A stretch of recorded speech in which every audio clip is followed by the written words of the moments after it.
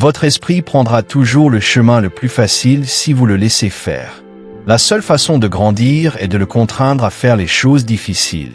C'est la vérité que la plupart des gens évitent. Chaque jour, votre esprit murmure des excuses. Il vous dit de remettre à plus tard, de vous détendre plutôt que de travailler, de choisir ce qui semble sûr plutôt que ce qui vous rend plus fort. Et si vous continuez à l'écouter, vous restez bloqué exactement là où vous êtes. Mais lorsque vous décidez de dépasser ces excuses, même de la plus petite des façons, vous changez tout. Il ne s'agit pas d'être parfait. Il s'agit de vous prouver que vous pouvez agir, même quand vous n'en avez pas envie. Que vous pouvez finir ce que vous commencez, que vous pouvez faire les choses difficiles que la plupart des gens fuient. Dans ce discours, je vais vous montrer comment entraîner votre esprit à écouter vos décisions, pas vos humeurs. Parce qu'une fois que vous maîtrisez cela, il n'y a rien que vous ne puissiez construire dans votre vie. Chapitre 1. Forcez-vous à terminer les tâches que vous évitez chaque jour. Si vous voulez vraiment changer votre vie, vous devez apprendre à vous forcer à finir les tâches que vous repoussez sans cesse. Réfléchissez un instant. Chacun de nous a ces choses que nous remettons à plus tard. Elles traînent sur notre bureau, dans notre esprit, ou sur notre liste de choses à faire, et nous continuons à les reporter à demain.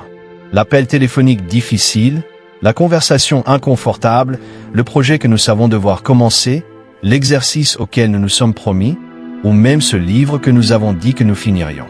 Ce sont ces tâches qui nous épuisent plus par l'évitement que par le fait de les faire réellement. Et c'est la vérité sur la psychologie humaine. Éviter ce que vous savez devoir faire crée du stress, de la culpabilité et de la frustration. Cela vole votre confiance en vous. Quand vous évitez une tâche, vous apprenez à votre esprit que le délai est une option. Vous entraînez votre cerveau à croire que les excuses sont plus importantes que le progrès. Et chaque fois que vous cédez au report, vous affaiblissez votre propre respect de vous-même. C'est le vrai coût de l'évitement. Pas le travail non fait, mais le message qu'il envoie à votre esprit, vous ne pouvez pas vous faire confiance. C'est pourquoi les personnes qui réussissent vivent différemment. Elles construisent l'habitude d'affronter les difficultés de front. Elles terminent ce qu'elles évitent. Et une fois que vous commencez à faire cela, vous changez toute la direction de votre vie. Alors comment faire? D'abord, il faut comprendre que vos sentiments ne seront pas toujours de votre côté. Vous n'aurez pas envie de passer cet appel. Vous n'aurez pas envie de faire de l'exercice quand vous êtes fatigué. Vous n'aurez pas envie de travailler sur ce projet quand la télévision ou le téléphone vous propose quelque chose de plus facile. Si vous attendez le bon feeling, vous attendrez toute votre vie. Ce qui sépare ceux qui grandissent de ceux qui restent bloqués, c'est ça. Ils agissent malgré leurs sentiments. Ils ne négocient pas avec eux-mêmes. Ils n'attendent pas que l'humeur soit au rendez-vous. Ils décident, puis ils agissent. Se forcer à finir les tâches qu'on évite commence par la conscience de soi. Il faut être honnête avec soi-même sur ce qu'on repousse sans cesse. Qu'est-ce que vous traînez depuis des semaines, des mois, peut-être même des années? Notez-le. Soyez clair. Ne fuyez pas. Votre progrès commence par y faire face directement. Si vous ne pouvez pas être honnête avec vous-même sur ce que vous évitez, vous ne bâtirez jamais la discipline nécessaire pour le finir. La deuxième étape est de briser le pouvoir de cette tâche en passant à l'action. Pas demain, pas plus tard, aujourd'hui. Choisissez une chose que vous avez évitée et terminez-la complètement. Ce sera peut-être petit, peut-être grand, mais terminez-la. Sentez ce poids se lever de vos épaules. Notez comment votre énergie change. Ce sentiment de libération est la preuve que l'action construit la confiance. Vous avez probablement déjà vécu cela. Le moment où vous avez enfin fait ce que vous repoussiez, vous vous êtes senti libre. Ce n'est pas une coïncidence. C'est de la psychologie. L'action met fin à l'anxiété. L'évitement la multiplie. La troisième étape est de faire de cette règle une habitude. Ne reportez jamais une même tâche évitée à demain. Si vous vous surprenez à déplacer quelque chose de la liste d'aujourd'hui à celle de demain, c'est cette tâche que vous devez finir en premier.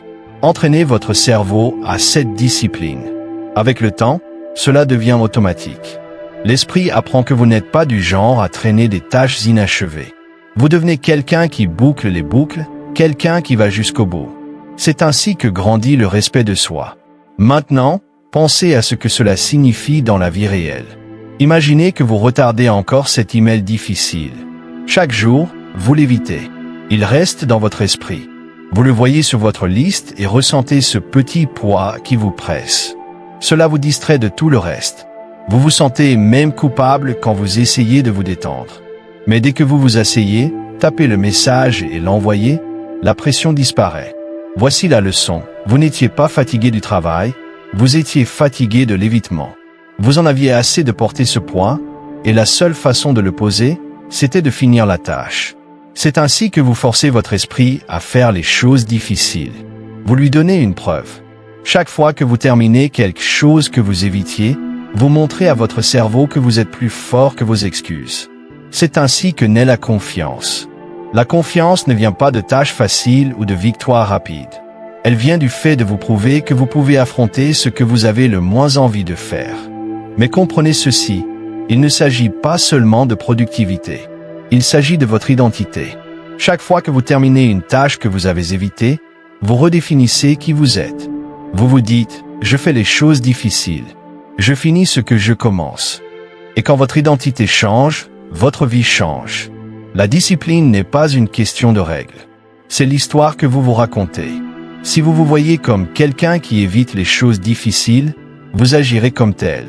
Mais si vous vous forcez à les finir, vous construisez une nouvelle histoire, celle d'une personne qui se fait confiance pour gérer ce que d'autres fuient. Voici une autre clé, ne pas attendre de grandes révélations. Commencez petit. Si vous ne pouvez pas finir les choses difficiles sur votre assiette, commencez par une seule. Faites votre lit. Payez cette facture. Débarrassez ce désordre. Appelez cette personne. Écrivez cette page. Faites quelque chose que vous remettez à plus tard. Ces petites victoires créent un élan. Elles prouvent que vous prenez les choses en main. L'élan est ce qui nourrit la discipline. Une tâche accomplie vous donne l'énergie pour en accomplir une autre. Et avant que vous ne vous en rendiez compte, vous aurez transformé l'évitement en action. N'oubliez pas, finir les tâches que vous évitez ne libère pas seulement votre temps, cela libère votre esprit. Pensez à quel point il est lourd de porter la culpabilité et les affaires non terminées. Cela vous vole votre concentration. Cela épuise votre humeur. Cela affecte même votre sommeil. Mais finir ces tâches libère de l'espace mental. Cela vous donne la paix. Et la paix est ce qui vous permet d'avancer avec force. Alors voici le défi. Choisissez une tâche que vous avez évitée. Ne vous contentez pas d'y penser. Faites-la aujourd'hui. Sentez la différence. Puis demain, choisissez-en une autre. Faites-en une pratique quotidienne. Si vous faites cela pendant 30 jours, vous ne serez plus la même personne. Vous serez plus fort, plus clair et plus confiant. Vous aurez entraîné votre esprit à obéir à vos décisions plutôt qu'à vos sentiments. C'est le chemin de la maîtrise. Ne pas attendre l'inspiration, ne pas attendre le confort, mais prendre le contrôle de vos actions jour après jour. Quand vous construisez cette discipline, vous pouvez vous faire confiance pour aller jusqu'au bout. Et quand vous vous faites confiance, il n'y a rien que vous ne puissiez accomplir. Alors commencez maintenant. Ne portez pas le poids d'aujourd'hui jusqu'à demain. Ne laissez pas un autre jour être volé par l'évitement. Forcez-vous à finir ce que vous fuyez. C'est ainsi que vous grandissez. C'est ainsi que vous devenez discipliné. C'est ainsi que vous prenez le contrôle de votre avenir. Chapitre 2. Construisez la discipline en vous forçant à faire des choix plus difficiles. La discipline ne se construit pas dans le confort. Elle se construit dans les moments où vous vous forcez à faire le choix le plus difficile alors que le plus facile est juste devant vous. La vie est pleine de carrefours, petits, grands, quotidiens. Est-ce que vous vous levez à l'heure ou vous appuyez sur le bouton de rappel? Est-ce que vous mangez un snack rapide ou préparez quelque chose de sain? Est-ce que vous vous asseyez pour travailler ou faites défiler sans fin votre téléphone? Chacun de ces moments peut sembler petit, mais chaque décision entraîne votre esprit. Chaque choix dit à votre cerveau quel genre de personne vous devenez. Si vous prenez souvent l'option la plus facile, votre esprit s'attend au confort. Si vous vous entraînez à prendre le choix le plus difficile, vous développez le muscle de la discipline. La discipline est une pratique de prise de décision. Réfléchissez. Vous ne devenez pas soudainement discipliné parce que vous avez lu un livre ou entendu un discours. Vous devenez discipliné en choisissant encore et encore le chemin le plus difficile. Au début, votre esprit résiste. Il veut ce qui fait du bien maintenant, pas ce qui amène la croissance plus tard. L'envie d'éviter la douleur, de retarder l'effort ou de choisir la facilité est forte. Mais c'est précisément à ce moment-là que naît la discipline. Le moment où vous remarquez l'option la plus facile, sentez son attraction, et choisissez pourtant d'aller dans la direction opposée. Cette décision répétée de manière constante est ce qui forge votre caractère. Vous devez voir la vérité. Chaque fois que vous prenez le choix difficile, vous gagnez le contrôle de vous-même. Vous reprenez le pouvoir sur vos impulsions. Vous cessez d'être l'esclave de vos humeurs et de votre confort. Imaginez finir votre travail, même si votre corps implore du repos. Imaginez dire non à la distraction alors que chaque partie de vous voulait la libération du temps perdu. Imaginez affronter un défi de front alors que l'évitement semblait plus sûr. Ces moments peuvent sembler petits, mais cumulés, ils forment une base solide qui ne peut être ébranlée. La raison pour laquelle la discipline est si importante est simple. Vos objectifs exigeront toujours du travail dur. Vos rêves demanderont toujours des sacrifices. Il n'existe aucun succès qui vaille la peine sans le choix difficile. Et lorsque vous vous entraînez à choisir la difficulté maintenant, quand les enjeux sont faibles, vous vous préparez aux épreuves plus grandes qui vous attendent. Si vous pouvez résister à la tentation d'une heure de sommeil supplémentaire, vous pouvez résister à la tentation d'abandonner quand les affaires deviennent difficiles. Si vous pouvez vous pousser à travers une séance d'exercice, vous pouvez vous pousser à travers les journées épuisantes de construction de quelque chose de significatif. Les petites batailles comptent parce qu'elles créent votre identité de personne qui choisit la force plutôt que la faiblesse. Mais comment entraîner cette capacité? Commencez par observer. La discipline commence par la conscience. Faites attention au moment où vous choisissez automatiquement le confort. Demandez-vous, quel est le choix le plus difficile maintenant? Si c'est entre faire la vaisselle tout de suite ou la laisser pour plus tard, le choix difficile est clair.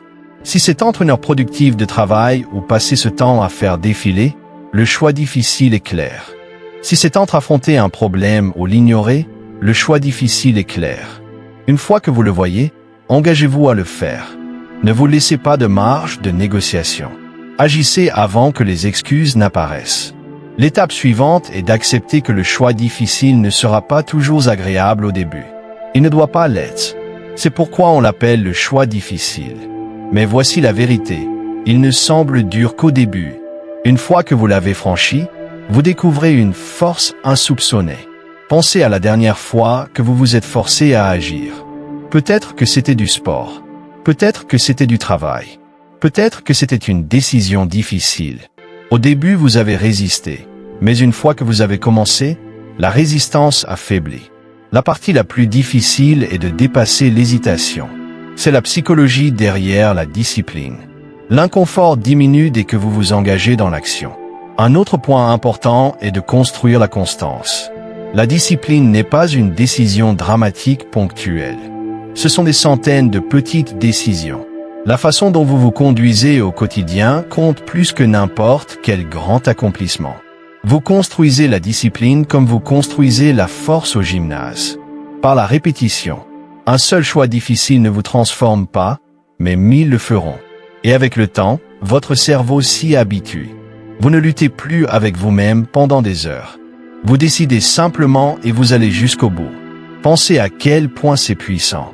Vivre une vie où votre esprit écoute vos décisions au lieu de vos impulsions. La plupart des gens ne connaissent pas cette liberté. Ils vivent au gré de leur humeur. Ils attendent d'avoir envie de faire quelque chose. Mais les sentiments sont peu fiables. La discipline est la force qui surpasse les sentiments. Et chaque fois que vous choisissez le chemin difficile, vous renforcez cette force. Maintenant, mettons cela dans votre vie quotidienne. Imaginez que vous avez fini de travailler et que vous êtes épuisé. Vous avez deux options, vous affaler sur le canapé pour le reste de la soirée ou passer une heure sur le projet qui compte pour vous. Le choix facile vous procure un confort momentané. Le choix difficile vous fait grandir. Imaginez que vous devez choisir un repas, la restauration rapide ou une assiette saine que vous préparez vous-même. Le choix facile vous satisfait maintenant. Le choix difficile vous rendra plus sain demain. Imaginez que vous êtes face à un conflit. Évitez la conversation inconfortable ou la voir directement. Le choix facile garde la paix un instant. Le choix difficile construit l'honnêteté et le respect. Ce sont de vraies décisions auxquelles nous faisons tous face. Et chaque fois que vous vous forcez à prendre l'option la plus difficile, vous gagnez la discipline qui vous servira dans les combats plus importants. Mais voici un avertissement. Si vous choisissez régulièrement le chemin le plus facile, vous apprenez à votre esprit à attendre la faiblesse. Vous vous dites que les excuses sont valables. Vous construisez l'habitude d'abandonner avant même de commencer. Et cette habitude s'étend à tous les domaines de la vie. Si vous ne pouvez pas vous faire confiance pour faire de petits sacrifices, vous ne pourrez pas faire les grands quand ils compteront. C'est pourquoi cette pratique est si urgente. Chaque choix facile vous affaiblit. Chaque choix difficile vous renforce. Il n'y a pas de terrain neutre. Vous devez aussi apprendre à vous préparer à ces décisions. Une façon est de mettre en place des règles claires. Par exemple, si vous décidez de vous lever à 6 heures, ne négociez pas à 6 heures du matin. Décidez une fois pour toutes et tenez-vous-y.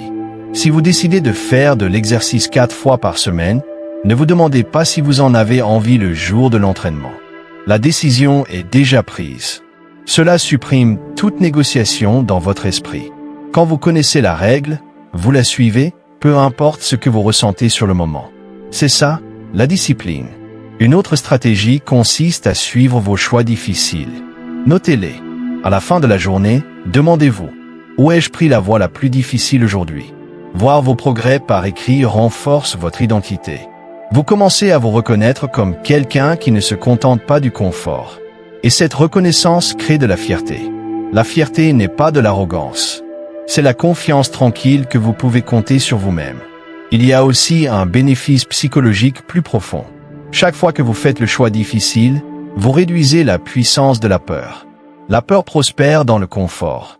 Quand vous évitez la difficulté, la peur grandit. Quand vous affrontez la difficulté, la peur diminue. Et plus vous pratiquez, moins les choses difficiles deviennent intimidantes. Vous commencez à les voir autrement. Au lieu de penser que c'est impossible, vous pensez que c'est une nouvelle chance de grandir.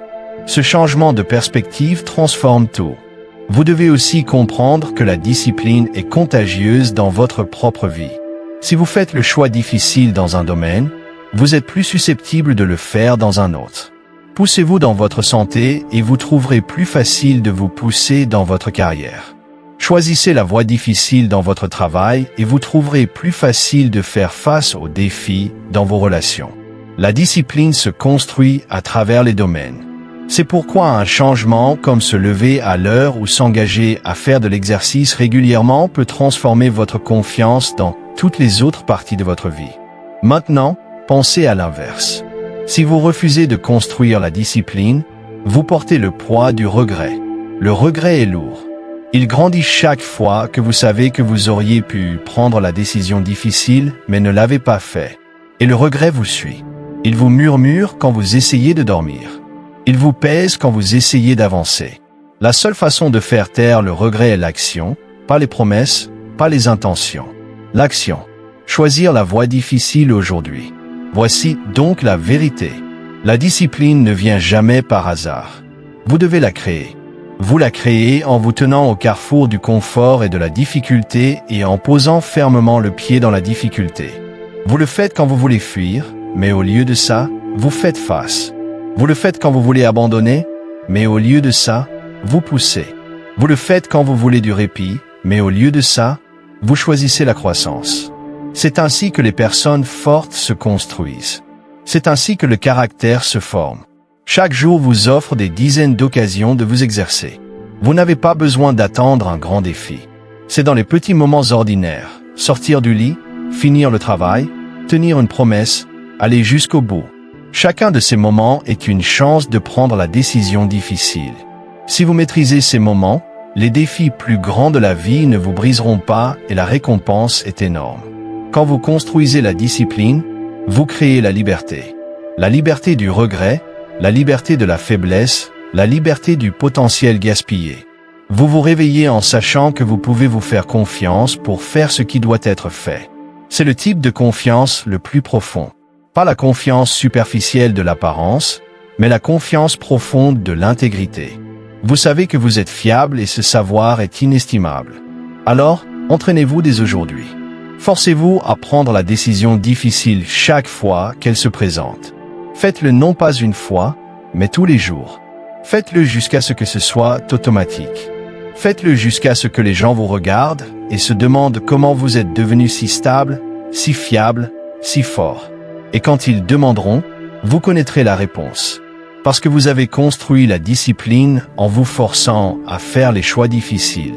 C'est ainsi que vous devenez la personne capable de porter de grands rêves, de lourdes responsabilités et une vie pleine de sens. Chapitre 3. Prenez le contrôle de votre esprit quand il cherche à fuir. Votre esprit a une façon intelligente d'essayer d'échapper.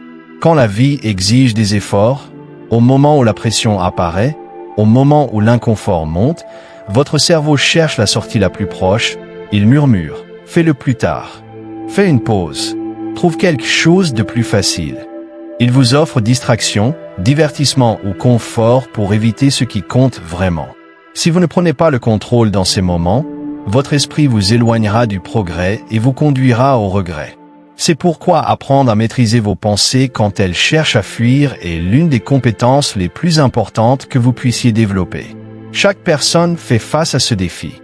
Vous vous asseyez pour travailler et soudain l'envie de regarder votre téléphone devient irrésistible. Vous prévoyez de faire de l'exercice et soudain votre corps vous convainc que le repos est plus important. Vous promettez de finir une tâche, mais votre esprit trouve 100 excuses pour s'en éloigner.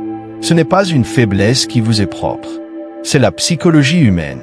Le cerveau est conçu pour éviter l'inconfort.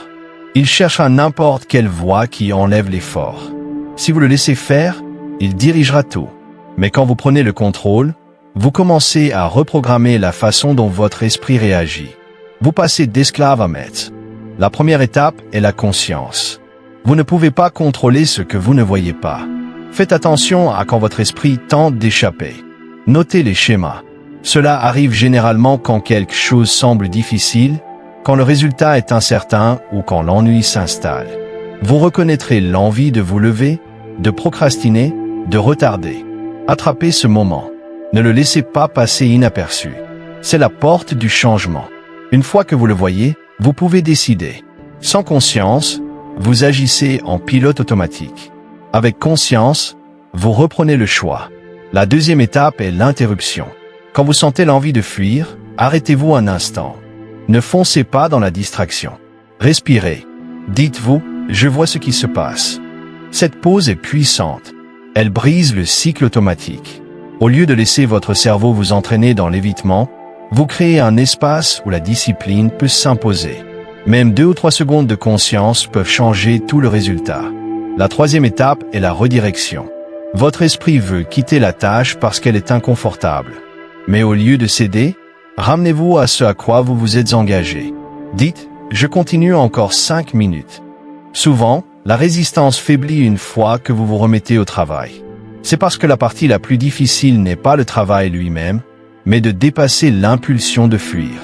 En vous réengageant, vous entraînez votre cerveau à comprendre que fuir n'est pas la solution.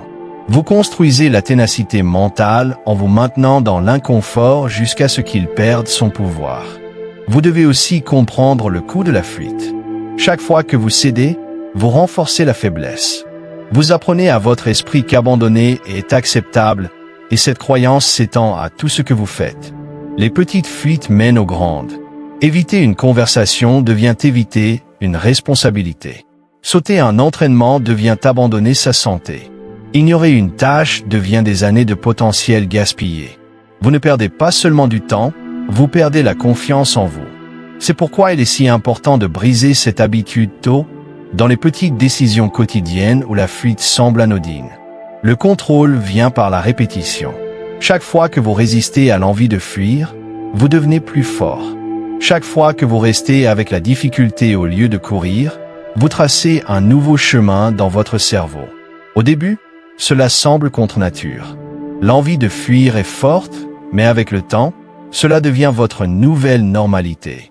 Vous devenez ce genre de personne qui ne fuit pas dès le premier signe d'inconfort. Vous devenez stable, ancré, fiable, et cette stabilité est ce qui sépare ceux qui réussissent de ceux qui ne réalisent jamais leur potentiel. Mettons cela en exemple concret. Imaginez-vous assis pour étudier et votre esprit dit « Vérifie tes messages ». Au lieu de céder, dites « je travaille encore 10 minutes d'abord. Vous retrouvez votre concentration. Et après ces minutes, vous avez gagné de l'élan. Imaginez que vous vous êtes engagé à faire de l'exercice. À mi-chemin, votre esprit dit « Arrête maintenant. Tu en as assez fait. » Au lieu d'écouter, dites « Je finis le programme que j'ai prévu. » Vous persévérez et quand vous avez fini, vous vous sentez plus fort, pas plus faible.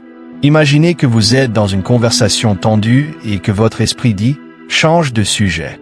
Évite l'inconfort. » Au lieu de fuir, restez et dites la vérité que vous deviez dire. Chacun de ces moments entraîne votre esprit à respecter vos décisions, pas ses impulsions. Il est aussi important d'aménager votre environnement. Le contrôle est plus facile quand vous enlevez la sortie facile. Si votre téléphone est toujours proche, la distraction sera toujours là pour vous tenter. Mettez-le dans une autre pièce quand vous travaillez. Si la nourriture malsaine est toujours à portée de main, votre esprit fuira vers elle chaque fois que la discipline semblera fatigante. Éloignez-la de votre espace. Si vous êtes constamment entouré de personnes qui fuient leurs responsabilités, votre esprit adoptera leurs habitudes. Choisissez un environnement qui soutient votre croissance, pas votre fuite. Le contrôle n'est pas seulement interne, il est aussi externe. Une autre pratique est de vous rappeler votre raison. Quand votre esprit cherche à fuir, il oublie pourquoi vous avez commencé. Ramenez votre objectif au centre. Demandez-vous, pourquoi cela a-t-il de l'importance? Si vous travaillez sur votre santé, rappelez-vous l'énergie et la force que vous voulez. Si vous travaillez sur votre carrière, rappelez-vous la liberté et la stabilité que vous construisez. Si vous travaillez sur vous-même, rappelez-vous la fierté que vous éprouverez en allant jusqu'au bout. Une raison claire renforce votre détermination. Sans elle, la fuite gagne facilement. Un des outils les plus puissants que vous avez est la responsabilité. Quand votre esprit cherche à fuir, il prospère dans le secret. Il vous murmure que personne ne verra si vous abandonnez. Mais si vous avez quelqu'un avec qui faire le point, que ce soit un mentor, un ami ou même vous-même via un journal, vous brisez ce secret. Vous rendez votre engagement visible. Et la visibilité crée une pression pour aller jusqu'au bout. Dites votre objectif à quelqu'un. Notez vos choix quotidiens. Suivez vos résistances à la fuite. Ces actions prouvent que vous êtes en contrôle. Vous devez aussi apprendre à accepter l'inconfort comme une part de la croissance. Votre esprit fuit parce qu'il croit que l'inconfort est une menace. Mais l'inconfort n'est pas une menace. C'est un signal que vous vous développez. Quand vous restez avec lui, vous devenez plus fort. Quand vous fuyez, vous restez pareil. Entraînez-vous à accueillir l'inconfort. Dites-vous que c'est le prix du progrès. Quand vous changez votre relation à l'inconfort, la fuite perd son pouvoir. Avec le temps, vous remarquerez quelque chose de remarquable. Les mêmes situations qui déclenchaient autrefois la fuite ne vous dérangeront plus. Ce qui paraissait impossible vous paraîtra normal. Vous étudierez sans avoir besoin de pauses constantes. Vous ferez de l'exercice sans négocier avec vous-même. Vous surmonterez les défis sans chercher la distraction. C'est la récompense de la discipline, la liberté de l'envie constante de fuir. Mais rappelez-vous, il ne s'agit pas de perfection. Vous allez déraper. Vous allez céder parfois. L'essentiel est de ne pas laisser ces moments vous définir. Reconnaissez-les, apprenez d'eux et revenez vite à la discipline.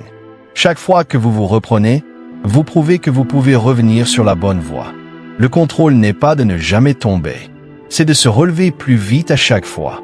Il y a un autre niveau dans ce contrôle émotionnel. Souvent, l'esprit cherche à fuir non pas à cause de la tâche, mais à cause des émotions qu'elle suscite. Peur, doute, insécurité. Ce sont des déclencheurs puissants. Quand vous les ressentez, votre esprit vous propose la fuite pour éviter la douleur. La clé est d'affronter l'émotion au lieu de fuir. Si vous avez peur, reconnaissez-la et agissez quand même. Si vous doutez de vous, admettez-le et avancez quand même. Si vous vous sentez en insécurité, rappelez-vous que la croissance est toujours incertaine. Quand vous affrontez vos émotions, vous affaiblissez leur emprise. Quand vous fuyez, vous les nourrissez. Pensez à la vision à long terme de votre vie. Voulez-vous regarder en arrière et voir un schéma de fuite ou un registre de contrôle? La différence façonnera votre destin. Ceux qui laissent la fuite les dominer ne réalisent jamais leur potentiel. Ceux qui maîtrisent leur esprit créent des vies de force, de discipline et d'accomplissement. Chaque jour où vous pratiquez le contrôle, vous investissez dans ce futur. Chaque fois que vous résistez à la fuite, vous vous rapprochez de la personne que vous souhaitez devenir. Alors, voici votre défi pour aujourd'hui. Observez votre esprit. Voyez comment il cherche à fuir. Ne vous jugez pas. Remarquez simplement, puis interrompez-le. Ramenez-vous à la tâche. Restez ferme jusqu'à ce que l'impulsion passe. Faites-le une fois, puis encore, puis encore. Faites-en votre pratique quotidienne. Avec le temps, vous découvrirez un pouvoir que vous ne connaissiez pas. Le pouvoir de commander votre propre esprit. Et quand vous saurez commander votre esprit, vous saurez commander votre vie. Vous ne serez plus victime de la distraction, de la peur ou de l'évitement. Vous serez aux commandes. Vous serez libre. Et cette liberté ne vient pas de la fuite, mais de la tenue, de l'achèvement, de l'affrontement de ce qui importe quand votre esprit cherche la porte. Voilà le vrai contrôle. Voilà la base de la discipline. Voilà le chemin vers la vie que vous voulez. Chapitre 4. Faites le travail même quand vos sentiments s'y opposent. Il y aura des jours où vos sentiments vous crieront d'arrêter. Vous vous réveillerez fatigué, démotivé et découragé. Vos émotions vous diront de remettre à plus tard, de lever le pied, d'attendre un meilleur moment. Vous sentirez une résistance dans votre poitrine, dans votre corps, dans votre esprit. C'est là que le véritable test commence. N'importe qui peut agir quand son énergie est haute et son humeur positive. La vraie mesure de la discipline est de pouvoir faire le travail quand chaque partie de vous s'y oppose. C'est là que la croissance se forge. Pas dans les moments faciles, mais dans ceux où vos sentiments luttent contre vos décisions. Les sentiments sont puissants, mais temporaires. Ils montent et descendent selon le sommeil, la nourriture, le stress et une multitude d'autres facteurs. Si vous laissez vos sentiments décider pour vous, votre vie deviendra incohérente. Certains jours, vous avancerez. D'autres jours, vous resterez bloqué, et avec le temps, cette incohérence vous coûtera des opportunités. Le chemin vers la stabilité, c'est apprendre à séparer les décisions des émotions. Quand vous vous engagez à faire le travail, quel que soit votre ressenti, vous devenez fiable. Vous ne vivez plus au gré de vos humeurs. Vous fixez la norme et vos actions la suivent. Réfléchissez-y. La réussite dans n'importe quel domaine, santé, affaires, relations, développement personnel, exige de la constance. La constance ne peut exister si vous obéissez à vos sentiments. Il y aura toujours des jours où vous n'aurez pas envie de vous montrer. L'athlète qui gagne n'est pas celui qui s'entraîne seulement quand il est motivé. C'est celui qui s'entraîne quand il est fatigué, endolori, démotivé, parce qu'il sait que le travail doit être fait. Le professionnel qui prospère n'est pas celui qui performe uniquement lorsqu'il est inspiré. C'est celui qui livre tous les jours, même sous pression, même quand le doute lui souffle à l'oreille. Ce principe s'applique à tous les domaines de la vie. Vous devez agir même quand vos émotions résistent. L'esprit joue des tours dans ces moments-là. Il exagère l'effort pénible. Il vous dit que la tâche est plus difficile qu'elle ne l'est. Il vous convainc que remettre à plus tard la rendra plus facile. Mais c'est l'inverse qui est vrai. Plus vous attendez, plus la tâche devient lourde. Plus vous hésitez, plus vos émotions s'amplifient. Le moyen de les calmer n'est pas de les écouter, mais d'agir. L'action affaiblit la résistance. Une fois que vous commencez, vos sentiments changent souvent. Vous trouvez la concentration, le rythme, et vous découvrez que le travail n'est pas aussi insupportable que vos émotions le laissaient croire. Il est important de comprendre que cela ne signifie pas ignorer complètement vos émotions. Les émotions portent une information. Elles vous disent quand vous êtes fatigué, stressé ou dépassé, mais elles ne doivent pas contrôler. Vous pouvez les reconnaître sans leur obéir. Vous pouvez être fatigué et travailler quand même. Vous pouvez être anxieux et avancer quand même. Vous pouvez être démotivé et tenir votre engagement. C'est là la différence entre ceux qui restent bloqués et ceux qui grandissent. Les bloqués attendent que leurs sentiments s'accordent à l'action. Ceux qui grandissent agissent d'abord et laissent leurs sentiments s'ajuster après. Concrètement, cela signifie construire des systèmes qui éliminent la possibilité d'abandonner. Par exemple, fixez-vous la règle de commencer à travailler à une heure précise, peu importe ce que vous ressentez. Quand l'horloge sonne, vous commencez. Pas de négociation, pas de marchandage. Ou fixez-vous la règle de faire un nombre défini de séances d'exercice chaque semaine, et respectez-la que vous soyez motivé ou non. Ces systèmes ancrent votre comportement sur des décisions, pas sur des émotions. Ils créent de la stabilité, et la stabilité engendre des résultats. Une autre clé est de réduire la décision. Quand vos sentiments résistent, le poids total de la tâche peut sembler écrasant. Au lieu de vous concentrer sur tout le projet, concentrez-vous sur le démarrage. Dites-vous que vous ferez 5 minutes. Asseyez-vous, ouvrez le fichier, écrivez quelques lignes, passez un appel, faites le premier pas. Une fois commencé, l'élan vous porte souvent plus loin. La partie la plus difficile n'est pas le travail en lui-même, mais de franchir le mur émotionnel au départ. En rendant la première étape petite et non négociable, vous contournez la tempête émotionnelle et avancez vers l'action. Vous devez aussi développer une vision claire de pourquoi ce travail compte. Quand les émotions montent, elles rétrécissent votre perspective. Elles vous font focaliser sur l'inconfort du moment. Pour contrer cela, levez les yeux vers le tableau d'ensemble. Rappelez-vous la raison de votre effort. Travaillez-vous à bâtir une stabilité financière? Vous entraînez-vous pour protéger votre santé? Étudiez-vous pour créer un avenir meilleur? Ces raisons sont plus grandes que l'humeur du moment. Quand vous vous connectez à elles, la résistance temporaire perd de sa puissance. Vous voyez que la douleur du travail est faible comparée à celle du regret. Chaque fois que vous faites le travail malgré vos sentiments, vous renforcez votre caractère. Vous prouvez que vous n'êtes pas contrôlé par des émotions passagères. Cela construit la confiance en soi. La confiance en soi est l'un des plus grands atouts que vous puissiez avoir. Quand vous vous faites confiance, vous ne vous demandez plus si vous irez jusqu'au bout. Vous savez que oui, parce que vous avez construit un historique d'action malgré l'humeur. Cette confiance vous donne de l'assurance, et l'assurance alimente le progrès. Considérez l'alternative. Si vous n'agissez que quand vous en avez envie, vous vivez un cycle de commencement et d'abandon. Vous commencez des projets sans jamais les finir. Vous faites des promesses que vous tenez rarement. Vous ressentez de la culpabilité parce que vous savez ce qui doit être fait, mais vous laissez vos émotions gagner. Cette culpabilité érode votre confiance. Elle vous fait douter, et le doute vous ralentit davantage. C'est une spirale dans laquelle beaucoup de gens vivent. La seule sortie est de briser ce cycle en agissant contre vos sentiments et en prouvant que vous pouvez gagner les petites batailles chaque jour. Il est aussi utile de noter que vos sentiments changent souvent après que le travail est fait. Pensez à combien de fois vous n'aviez pas envie de faire de l'exercice. Mais après l'avoir fait, vous vous êtes senti fier, énergisé et fort. Pensez à combien de fois vous redoutiez une tâche. Mais une fois finie, vous avez ressenti soulagement et accomplissement. Le travail lui-même crée des sentiments positifs. Si vous attendez les sentiments avant d'agir, vous resterez bloqué. Si vous agissez d'abord, vous créez les sentiments que vous vouliez dès le départ. Une façon de vous entraîner à cela est de pratiquer la gratification différée. Quand vous sentez l'attirance du confort, résistez-y jusqu'à ce que le travail soit terminé.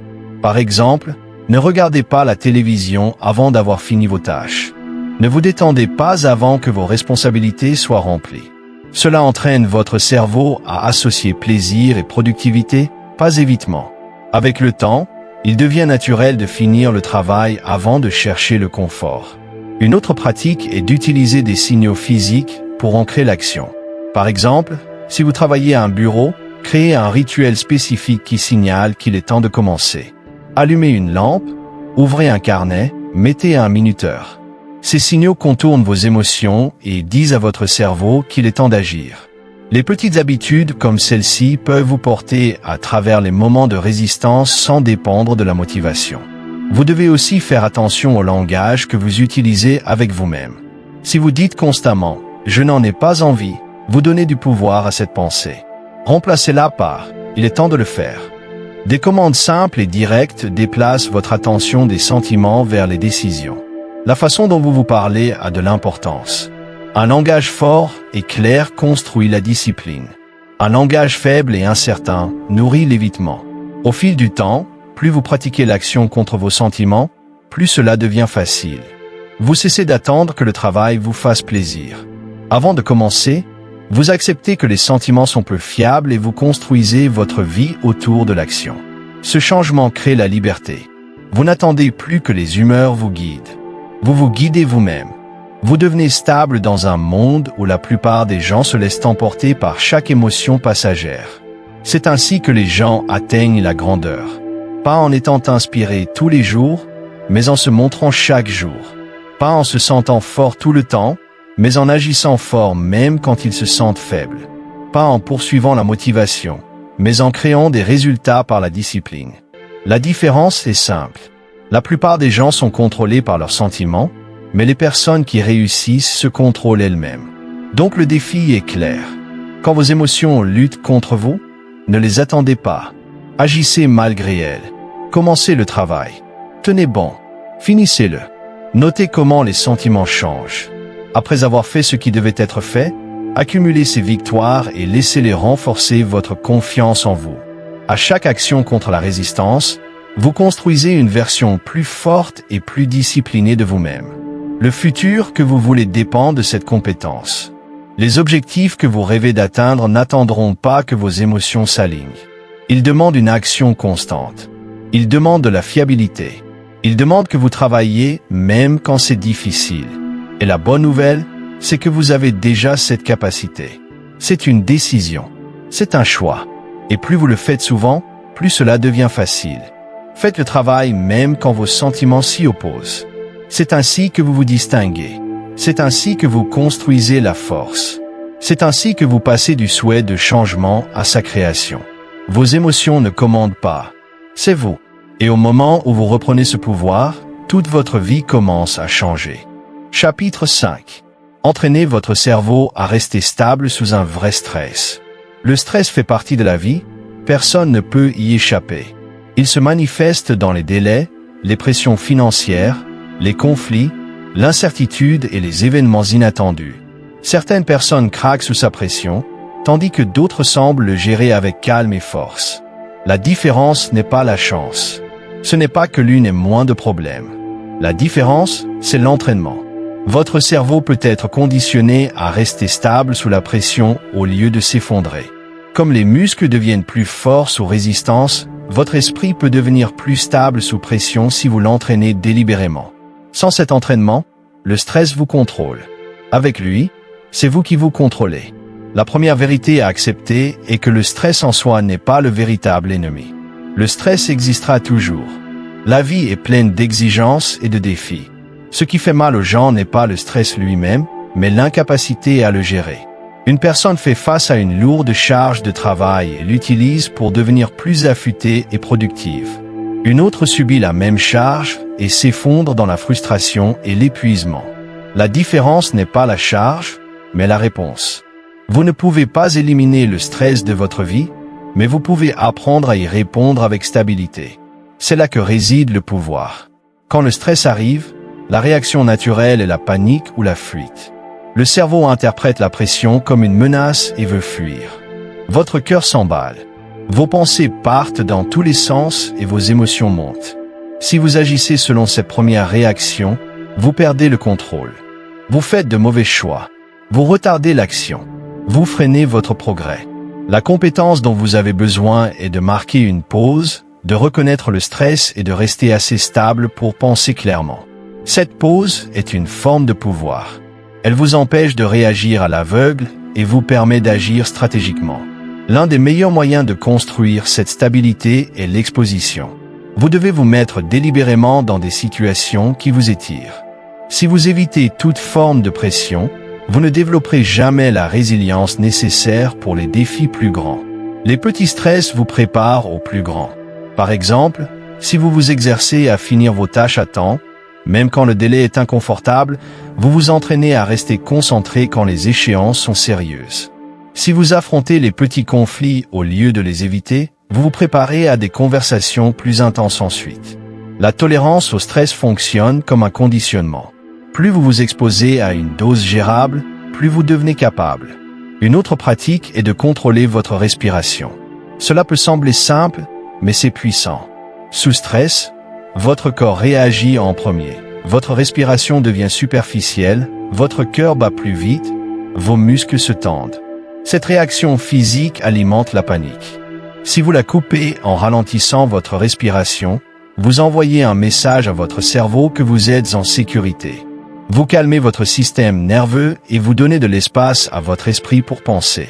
Quelques respirations profondes peuvent changer votre façon de gérer un moment stressant. Il ne s'agit pas d'ignorer le problème, mais d'apaiser le corps pour que l'esprit puisse fonctionner. Le recadrage mental est un autre outil essentiel. Le stress semble souvent insupportable à cause de la manière dont vous l'interprétez. Si vous voyez le stress comme la preuve que vous échouez, il devient plus lourd. Si vous voyez le stress comme la preuve que vous êtes mis à l'épreuve et renforcé, il devient gérable. La perspective change le poids du stress. Rappelez-vous que la pression signifie que vous êtes vivant, que vous grandissez, que l'on vous fait confiance. Il ne s'agit pas de prétendre que tout est facile. Il s'agit de choisir une interprétation qui vous donne de la force plutôt que de la faiblesse. La structure aide aussi l'esprit à rester stable. Le stress paraît écrasant quand il est vague. Un tas de responsabilités semble plus lourd qu'une liste claire de tâches. Quand vous écrivez, décomposez et classez, votre cerveau se calme. Le chaos devient structure. Vous ne vous sentez plus attaqué de tous côtés. Vous voyez ce qu'il faut faire en premier, puis ensuite. Cette clarté n'efface pas le stress, mais le rend gérable. Vous prouvez que vous n'êtes pas impuissant. Vous avez un plan. Une autre méthode d'entraînement est de pratiquer la concentration au milieu de l'inconfort. Quand le stress monte, votre attention veut s'éparpiller. Elle saute d'une pensée à l'autre, d'un problème à l'autre. Si vous la laissez faire, vous gaspillez de l'énergie en inquiétude au lieu d'action. Pour entraîner la stabilité, vous devez vous forcer à vous concentrer sur ce qui peut être fait maintenant. Demandez-vous, quelle est la prochaine étape utile? Et donnez toute votre énergie à cela. Ignorez le bruit. Ignorez la tentation de tout gérer d'un coup et disciplinez votre esprit à concentrer son attention. Cette habitude unique peut prévenir un effondrement sous la pression. Il est aussi important de prendre soin de votre corps. Le stress frappe plus fort quand vous êtes physiquement faible. Si vous êtes constamment fatigué, mal nourri ou inactif, votre capacité à rester stable diminue. Entraîner votre cerveau à gérer le stress n'est pas qu'une affaire mentale. C'est aussi physique. L'exercice vous apprend à supporter l'inconfort. Un sommeil adéquat permet à votre cerveau de récupérer. La nutrition stabilise votre énergie. Ces habitudes n'éliminent pas le stress, mais elles élèvent votre seuil de tolérance. Un corps fort soutient un esprit stable. Vous devez aussi vous préparer mentalement au stress avant qu'il n'arrive. Trop de gens sont choqués quand la pression survient. Ils s'attendent à ce que la vie soit facile. Et quand elle ne l'est pas, ils paniquent. Au contraire, attendez-vous au stress. Attendez-vous à des revers, des retards, des défis. Si vous les voyez comme des parties normales de la vie, vous ne serez pas ébranlé quand ils arriveront. La préparation réduit la panique. Vous ne demandez pas « Pourquoi moi ?» Vous dites « Je savais que cela arriverait et je sais comment le gérer ». Cette préparation est ce qui vous maintient stable. Une autre clé est le détachement. Le stress paraît insupportable quand vous vous laissez consumer, quand vous attachez toute votre identité à un seul résultat. Chaque obstacle semble une question de vie ou de mort. Pour rester stable, vous devez prendre du recul, vous rappeler que le stress est temporaire, qu'un échec ne vous définit pas, que vous êtes plus grand que la pression actuelle. Le détachement vous donne de la perspective. Il vous permet de voir le stress comme un événement parmi d'autres, pas comme la fin du monde. Cela réduit l'intensité émotionnelle et permet une pensée plus claire. Apprenez à utiliser le stress comme un retour d'information, au lieu de le voir seulement comme un fardeau. Le stress pointe souvent vers des domaines où la croissance est nécessaire. Si une situation vous dépasse, c'est un signal qu'il faut renforcer ce domaine. Si parler en public vous stresse, exercez-vous davantage. Si les délais vous stressent, disciplinez votre gestion du temps. Si la responsabilité vous stresse, prenez-en progressivement plus. Chaque source de stress est un professeur qui vous montre où vous entraînez, au lieu de fuir. Approchez-le comme une opportunité de grandir. Il est aussi crucial de garder une vue à long terme. Le stress paraît pire quand vous ne voyez que le moment présent. Si vous prenez du recul et voyez le tableau d'ensemble, le poids diminue souvent. Demandez-vous, est-ce que cela comptera dans un an? Est-ce que ce défi va me briser ou va-t-il passer comme les autres que j'ai déjà surmontés? La plupart du temps, ce qui paraît insupportable sur l'instant s'estompe vite. Garder la perspective vous empêche d'exagérer l'importance d'une pression temporaire. Enfin, Pratiquez la gratitude même sous stress.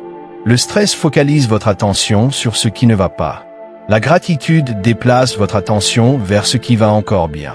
Peu importe à quel point la vie semble lourde, il y a toujours des choses à apprécier. Votre santé, vos opportunités, vos relations, votre capacité à apprendre. La gratitude n'efface pas le stress, mais l'équilibre. Elle vous empêche de vous noyer dans la négativité et vous aide à rester stable. Entraîner votre cerveau à rester stable sous stress n'est pas un événement ponctuel. C'est une pratique quotidienne. C'est choisir de respirer au lieu de paniquer, de se concentrer au lieu de s'éparpiller, d'agir au lieu de fuir. C'est se mettre délibérément dans des situations qui vous poussent, prendre soin de votre corps, recadrer votre perspective. À chaque fois que vous pratiquez, vous bâtissez de la résilience. À chaque fois que vous faites face au stress avec stabilité, vous prouvez que vous pouvez gérer plus que ce que vous pensiez. Avec le temps, cet entraînement vous transforme. Vous cessez de craindre le stress parce que vous savez que vous pouvez le gérer. Vous cessez de fuir la pression parce que vous savez qu'elle vous renforce. Vous arrêtez de douter de votre capacité, car vous l'avez prouvé maintes fois. C'est ainsi que se forment les leaders. C'est ainsi qu'on gagne confiance. Pas en évitant le stress, mais en entraînant le cerveau à rester stable en son sein. La vie continuera à apporter des pressions.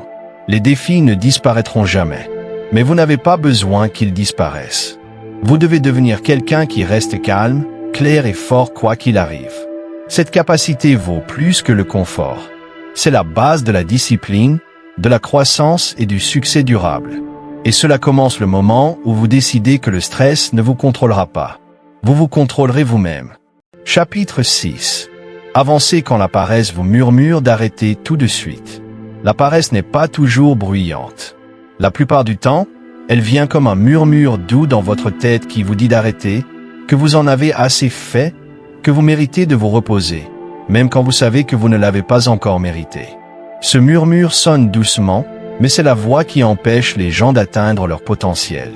Elle se montre au moment précis où le progrès est sur le point d'être fait, où l'effort est requis, où la prochaine étape pourrait tout changer. Si vous cédez, vous répétez le même cycle d'abandon prématuré et ne verrez jamais de résultat. Si vous apprenez à avancer à ce moment-là, vous vous différenciez de la foule et entraînez votre caractère d'une manière qu'on ne peut vous enlever. Vous connaissez bien cette voix. Elle vient quand le réveil sonne tôt et que votre lit semble trop confortable. Elle vient quand vous travaillez sur quelque chose d'important et que votre cerveau vous dit que vous pouvez finir plus tard. Elle vient au milieu d'un entraînement quand votre corps dit « assez pour aujourd'hui ». Ces moments arrivent à tous. La différence n'est pas qui les entend, mais qui décide d'avancer malgré tout. C'est ce qui construit la résilience. C'est ce qui renforce l'esprit. La paresse veut un soulagement immédiat. Elle veut éviter l'inconfort à court terme, même si cela crée de plus gros problèmes à long terme. Elle vous trompe en vous faisant croire qu'arrêter maintenant est sans conséquence, mais le coup est lourd. Chaque fois que vous arrêtez alors que vous devriez continuer, vous renforcez la faiblesse. Vous dites à votre esprit que le confort compte plus que la croissance. Et bientôt, s'arrêter tôt devient une habitude qui touche chaque domaine de votre vie. Vous commencez à abandonner les conversations, les projets, les responsabilités et les objectifs à mi-chemin. Le schéma de la paresse devient votre identité. C'est pourquoi c'est si dangereux. Il ne s'agit pas juste d'une tâche sautée. Il s'agit de la personne que vous vous entraînez à devenir. Quand le murmure arrive, vous devez avoir une règle en place. La règle est simple, continuez un peu plus longtemps. Si vous prévoyez de travailler 1 heure et qu'à 30 minutes la paresse vous dit d'arrêter, engagez-vous pour 10 minutes de plus. Si vous vous êtes promis 20 pompes et que votre corps vous dit d'arrêter à 12, allez jusqu'à 20. Cette pratique d'aller au-delà du murmure est celle où la vraie discipline se construit. Chaque fois que vous le dépassez, vous prouvez que la paresse ne vous contrôle pas. Cette preuve renforce votre respect de vous-même. Et le respect de soi est la base de la confiance. Une autre manière de vaincre la paresse est de vous ancrer dans la clarté. La paresse prospère dans les moments de flou. Quand vous n'êtes pas clair sur ce que vous devez faire, le murmure gagne du pouvoir. Il vous convainc de reporter parce que la tâche semble sans fin. C'est pourquoi vous devez vous fixer des objectifs clairs et précis. Au lieu de dire « je vais travailler sur ce projet », décidez « je finirai cette section avant midi ». Au lieu de dire je vais faire de l'exercice. Décidez, je cours 2 miles. Des objectifs clairs réduisent l'espace où la paresse opère. Ils vous donnent une ligne d'arrivée sur laquelle vous concentrer, et vous concentrer dessus vous aide à avancer même quand vous n'en avez pas envie. Il aide aussi de vous rappeler le coût plus grand de l'abandon. Demandez-vous, que va-t-il me coûter si j'arrête maintenant? La réponse est toujours la même. Vous perdez du progrès, vous perdez de l'élan, et vous perdez la chance de vous faire confiance. Cette pensée affaiblit le murmure, parce qu'arrêter semble bon sur le moment, mais le regret est pire après. Quand vous imaginez le regret, le choix devient clair. Voulez-vous quelques minutes de confort maintenant ou la satisfaction de savoir que vous avez tenu bon? La satisfaction l'emporte toujours sur le confort. Une stratégie concrète est d'utiliser le mouvement physique pour briser la paresse. Quand votre énergie faiblit, votre esprit cherche des raisons d'arrêter. Si vous répondez en bougeant votre corps, en vous levant, en vous étirant, en changeant de posture, vous créez une poussée d'énergie qui peut vous faire dépasser l'envie d'abandonner. Votre corps et votre esprit sont connectés. En bougeant l'un, vous influencez l'autre. C'est pourquoi rester assis en écoutant le murmure le rend plus fort. Mais passer à l'action interrompt le cycle et vous remet en contrôle. Une autre clé est de limiter la négociation que vous vous permettez mentalement. La paresse gagne du pouvoir quand vous commencez à débattre avec elle. Plus vous entretenez des pensées comme « peut-être que je devrais arrêter maintenant », plus elles deviennent convaincantes. Ne discutez pas avec la paresse. Décidez rapidement. Avancez sans lui donner d'oxygène. Plus vous agissez vite, plus le murmure s'affaiblit. Le retard ne fait que le rendre plus fort. Vous devez aussi reconnaître que la paresse se déguise souvent en bonté. Elle dit des choses comme « tu mérites du repos » ou « prends ça tranquille, tu as assez travaillé ». Alors que le repos est important, il y a une différence entre repos mérité et évitement. La paresse essaie de vous convaincre que fuir l'effort, c'est prendre soin de soi. Mais en réalité, prendre soin de soi, c'est tenir ses promesses. Le vrai repos est satisfaisant parce qu'il suit l'effort. Le faux repos est vide parce qu'il vient de l'abandon. Apprenez à les distinguer. Avec le temps, plus vous repoussez la paresse, plus elle se fait discrète. Elle ne disparaît jamais complètement, mais elle perd son pouvoir. Vous devenez ce genre de personne qui s'attend à la résistance mais avance quand même. Vous n'attendez plus l'humeur parfaite. Vous ne donnez plus de poids aux excuses. Vous agissez parce que vous avez décidé d'agir. Cette identité vous rend inarrêtable dans un monde où la plupart des gens s'arrêtent au premier signe d'inconfort. Imaginez à quoi ressemblerait votre vie si vous appliquiez cela régulièrement. Les projets seraient terminés, pas abandonnés. Les objectifs seraient atteints, pas retardés. Les promesses seraient tenues, pas brisées. Vous vous feriez confiance pour aller jusqu'au bout dans tous les domaines. Cette confiance se diffuserait dans vos relations, votre travail et votre croissance personnelle. La différence entre la personne qui cède à la paresse et celle qui fonce est la différence entre une vie de regret et une vie de fierté. Le vrai secret est de comprendre que foncer ne concerne pas seulement la tâche en cours. Il s'agit de façonner votre avenir. Chaque fois que vous vainquez la paresse, vous construisez un élan qui vous porte jusqu'à demain. Chaque fois que vous cédez, vous volez l'élan de votre futur vous. Pensez-y. La décision que vous prenez dans les 5 prochaines minutes n'est pas petite. Elle détermine qui vous serez demain. C'est pourquoi la discipline semble si puissante. Vous ne travaillez pas simplement sur une tâche. Vous travaillez sur vous-même. Alors, la prochaine fois que la paresse vous murmure d'arrêter, voyez-la pour ce qu'elle est. Ce n'est pas un signal pour abandonner. C'est un test qui vous demande si vous allez céder ou grandir. Avancez. Faites un pas de plus. Faites une répétition de plus.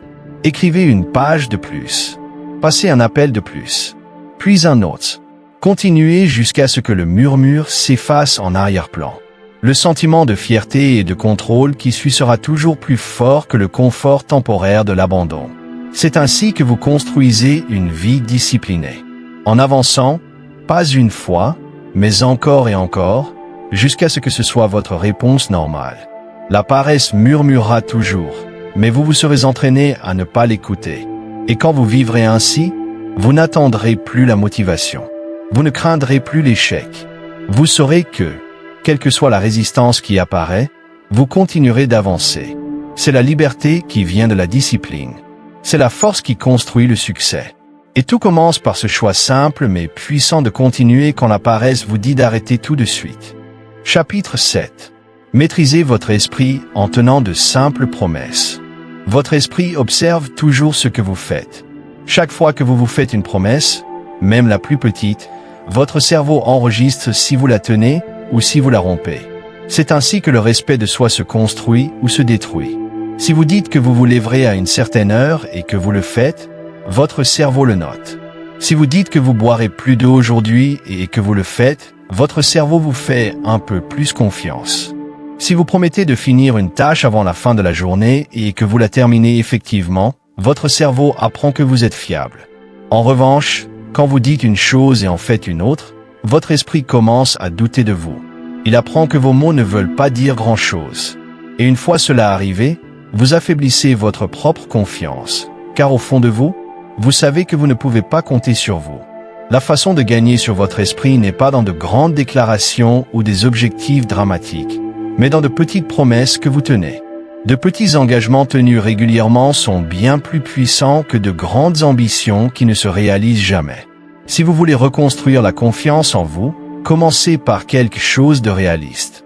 Promettez de faire votre lit chaque matin et tenez cette promesse. Promettez de lire 10 pages d'un livre et faites-le. Promettez de marcher 15 minutes et respectez cet engagement. Cela peut sembler petit, mais ça a un poids énorme parce que cela prouve à votre esprit que vous êtes sérieux dans ce que vous dites. Avec le temps, cette répétition crée une nouvelle identité. Vous commencez à vous voir comme quelqu'un qui va jusqu'au bout. Cette identité devient la base de réalisations plus grandes. La plupart des gens échouent non pas parce qu'ils ne peuvent pas faire les choses difficiles, mais parce qu'ils se surchargent de promesses irréalistes. Ils jurent qu'ils vont complètement changer leur vie du jour au lendemain. Ils se fixent des objectifs énormes sans structure. Et quand ils échouent inévitablement, leur esprit perd confiance en eux.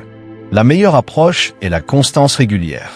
Construisez la discipline en vous montrant des preuves par de petites victoires. Si vous pouvez vous faire confiance pour les petites choses, vous pouvez vous faire confiance pour les grandes. La confiance se construit comme un escalier, pas par un saut. Vos promesses sont comme des contrats avec vous-même. Elles ne sont pas destinées à être vues des autres. Ce sont les accords que vous prenez en privé et qui façonnent ce que vous ressentez publiquement. Si vous respectez ces contrats, vous avancez avec force.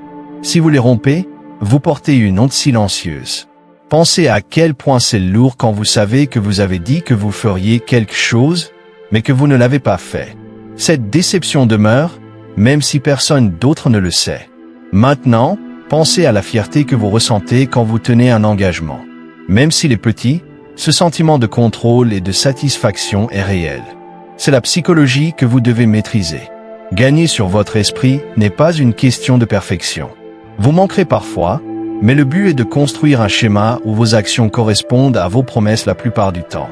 Ce schéma crée la fiabilité, et la fiabilité crée la croyance. Quand vous savez que vous ferez ce que vous dites, vous ne perdez plus d'énergie à douter de vous. Vous libérez de l'espace mental pour vous concentrer sur le progrès plutôt que sur les excuses. C'est ainsi que naît l'élan. Pour que cela fonctionne, vous devez garder vos promesses simples et claires. Les promesses vagues sont faciles à rompre. Dire « je serai plus productif demain » est trop flou. Dire « je finirai ce rapport avant midi » est précis. Dire « je serai en meilleure santé cette semaine » est vague. Dire « je n'achèterai pas de soda pendant les 7 prochains jours » est clair. Plus la promesse est claire, plus elle est facile à mesurer et plus il est difficile de l'esquiver. Une autre clé est de ne jamais vous surpromettre. Commencez par des promesses que vous savez pouvoir tenir. Il vaut mieux construire la confiance avec de petites victoires que la détruire avec de gros échecs. Avec le temps, une fois que votre historique est solide, vous pouvez élargir. Pensez-y comme à la musculation. Vous ne commencez pas avec la charge la plus lourde. Vous commencez léger. Vous montrez que vous pouvez gérer, puis vous augmentez progressivement. Les promesses fonctionnent de la même façon. Commencez par ce que vous pouvez gérer. Ajoutez en plus au fur et à mesure. L'habitude de tenir ces promesses renforce aussi votre capacité à résister à la tentation. Quand vous vous exercez à dire oui à la discipline et non aux excuses dans les petites choses, Vous apportez cette force dans les défis plus grands. Si vous vous entraînez à finir une tâche simple avant de vous détendre, vous êtes plus susceptible de finir un projet important avant de procrastiner. Le petit devient l'exercice du grand. C'est ainsi que la discipline s'étend dans toute votre vie. Une des choses les plus nuisibles que les gens font est de parler de façon négligée à eux-mêmes. Ils disent « je le ferai demain », mais demain ne vient jamais. Ils disent « je réduirai », mais ne s'engagent jamais vraiment. Chaque fois que cela arrive, votre cerveau apprend que vos paroles sont vides. Vous ne pouvez pas vous permettre de parler légèrement de vos engagements. Si vous le dites, dites-le sérieusement. Si vous n'avez pas l'intention de le faire, ne le dites pas. Protégez la valeur de vos promesses. Cette valeur est au cœur de votre relation avec vous-même. Tenir ses promesses à soi-même construit aussi la résilience dans les moments difficiles. Quand le stress, la fatigue ou le doute apparaissent, vous vous appuyez sur vos habitudes. Si vous avez construit l'habitude de tenir vos promesses, vous irez jusqu'au bout même dans les périodes difficiles. Sinon, vous craquerez sous la pression. C'est pourquoi la constance importe plus que l'intensité. Une personne qui a constamment tenu de petites promesses est plus forte dans une crise que celle qui a rompu de grandes promesses à répétition. La force ne réside pas dans la taille de la promesse, mais dans la fiabilité du suivi. Un autre avantage de tenir ses promesses est la clarté de l'identité. Vous cessez de vous interroger sur qui vous êtes. Vous cessez de vous demander si vous êtes discipliné, capable ou fort. Vous savez que vous l'êtes parce que vous avez des preuves. Chaque petite promesse tenue est une preuve. Cette clarté construit une confiance inébranlable. Vous n'avez pas besoin des autres pour vous valider. Vous n'avez pas besoin de motivation externe. Vous avez la preuve en vous. Cette preuve vous permet d'affronter des défis plus grands sans hésitation. Pour appliquer cela pratiquement, créez chaque jour une courte liste de non négociables. Gardez-la simple. 3 à 5 petites promesses que vous tiendrez quoi qu'il arrive. Ces promesses ne doivent pas dépendre de la motivation, de l'humeur ou des circonstances. Ce sont des disciplines quotidiennes qui vous ancrent. Cela peut être boire une quantité définie d'eau, écrire 15 minutes ou faire votre lit. Avec le temps, ces victoires quotidiennes s'accumulent en un style de vie fiable. Vous n'avez pas besoin de les annoncer au monde. Ce sont des victoires privées qui façonnent votre caractère. Il faut encore comprendre que votre esprit n'oublie pas. Si vous rompez des promesses trop souvent, votre cerveau vous rappelle vos échecs passés. Cela crée hésitation et doute de soi face à de nouveaux défis. En revanche, si vous tenez vos promesses de manière constante, votre cerveau vous rappelle vos victoires passées. Cela crée de la confiance face à de nouveaux défis. Le passé vous pèse ou vous soulève selon le schéma que vous avez créé. C'est pourquoi aujourd'hui compte. Ce que vous faites aujourd'hui façonne l'histoire que votre cerveau vous racontera demain. Vous remarquerez qu'en construisant cette habitude, vos standards s'élèvent. Vous ne tolérez plus d'excuses venant de vous-même. Vous n'accepterez plus d'efforts à moitié faits. Vous attendrez la fiabilité parce que vous voulez le prouver. Cette attente devient naturelle. Ce ne sera plus de la discipline. Ce sera qui vous êtes. C'est alors que vous saurez que vous avez gagné sur votre esprit. Vous ne vous battez plus avec lui. Vous agissez simplement en accord avec la personne que vous vous êtes entraîné à être. La récompense à long terme de ces pratiques est la liberté. Liberté de la culpabilité, du regret, des promesses brisées. Liberté de vous faire pleinement confiance. Liberté de relever les défis en sachant que vous ne reculerez pas. Cette liberté est inestimable. Elle change la façon dont vous entrez dans une pièce, la façon dont vous abordez les opportunités et la façon dont vous gérez les revers. Les gens le remarquent, mais plus important encore, vous le ressentez. Et tout cela commence par la décision de tenir les petites promesses que vous faites à vous-même. Si vous voulez transformer votre vie, ne courez pas après des gestes dramatiques. Commencez par les plus petits engagements et tenez-les encore et encore, jour après jour. Observez comment votre confiance grandit. Observez comment votre respect de vous-même s'approfondit. Observez comment votre esprit passe du doute à la croyance. Ce changement est la base de tout le reste. Vous gagnez sur votre esprit, non par des paroles, mais par des preuves. Et la preuve vient des promesses tenues, une petite victoire à la fois. Chapitre 8. Brisez le cycle du report en agissant sur l'instant. Le report est l'une des habitudes les plus dangereuses qu'une personne puisse avoir parce qu'elle semble inoffensive sur le moment. Vous vous dites que vous le ferez plus tard. Vous le gérez demain. Vous commencerez quand le moment sera propice. Au début, cela ne semble pas grave. Vous vous convainquez que repousser n'aura pas vraiment d'impact. Mais avec le temps, ce cycle de report vous vole du progrès, crée de la culpabilité et détruit l'élan. Chaque fois que vous reportez, vous rendez l'étape suivante plus difficile. Vous entraînez votre cerveau à s'attendre à l'hésitation. Et quand l'hésitation devient normale, vous regardez votre vie passer sans avancer. Le remède est d'agir sur l'instant, pas demain, pas quand vous en avez envie, pas quand les conditions sont parfaites. À l'instant même, votre cerveau a une habitude intégrée d'éviter l'inconfort. Face à un effort, il cherche immédiatement une excuse pour remettre à plus tard. C'est pourquoi vous vous surprenez à dire « je le ferai plus tard ».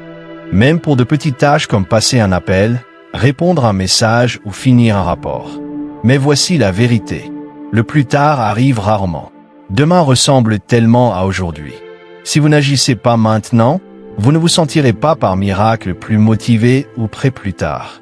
La seule façon de briser le cycle est de l'interrompre par une action immédiate.